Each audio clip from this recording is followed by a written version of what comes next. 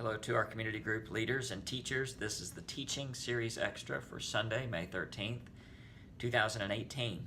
And we are continuing in our teaching series on 1 Peter called Stranger Things. I believe that one of the keys to spiritual growth is accountability.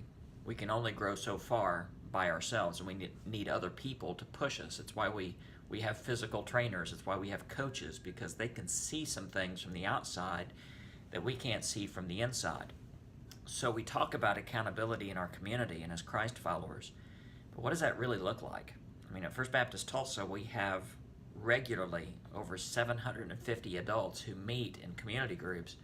What does accountability look like? And recently in my own mind, I've just kind of concluded or solidified in my mind, there are 5 essential questions that we ought to be asking one another all the time.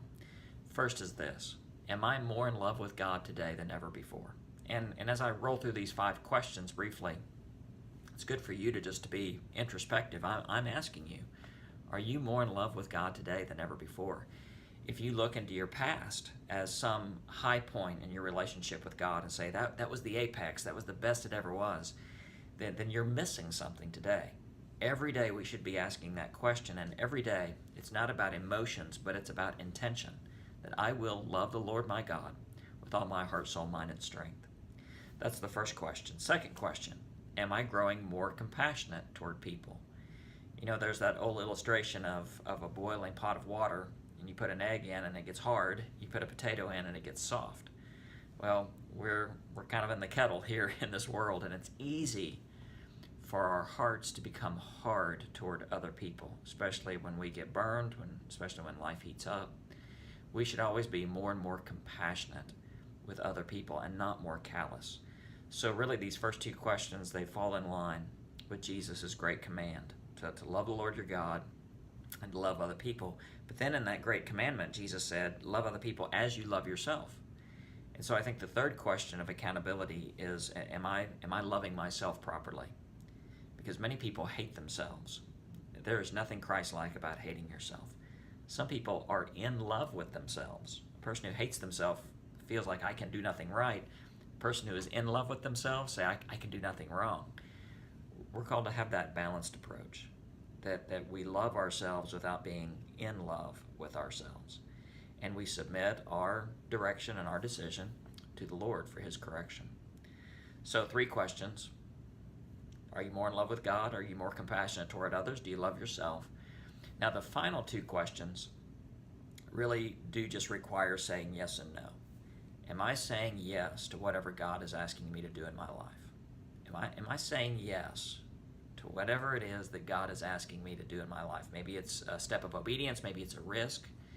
If you don't know what God is asking, then you should go about a listening posture in life, and we can talk later about what it means to listen to God.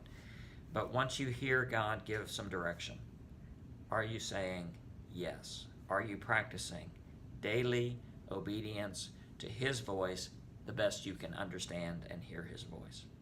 The final question is this: are you saying no to sin? We all have those sins that just keep coming back. They visit us again and again. They're our longtime nemesis. But daily we must say no to sin that wants to infiltrate our life. So notice we say yes to God and no to sin. It's so easy to get those wires crossed, and we say no to God and yes to sin. That should not be the case in our lives. 5 simple questions. I would encourage in your community group to begin to explore these questions. In a small group study I was in, I played around with these questions, and somebody said, well, what would happen to our church if we just started asking ourselves these questions and asking each other these questions every single week? I think our church would get really small because they're uncomfortable questions.